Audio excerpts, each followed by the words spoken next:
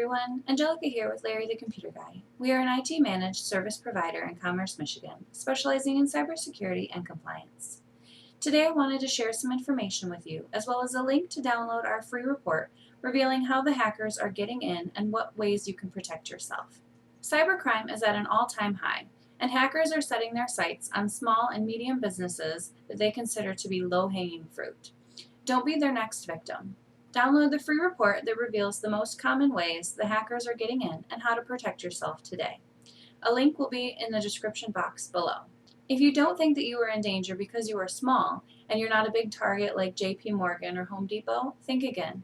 82,000 new malware threats are being released every single day, and half of the cyber attacks occurring are aimed at small businesses. You just don't normally hear about it because it's kept quiet for fear of attracting bad PR, lawsuits, data breach fines, and sometimes out of sheer embarrassment. Don't let this be you. Download the free report today.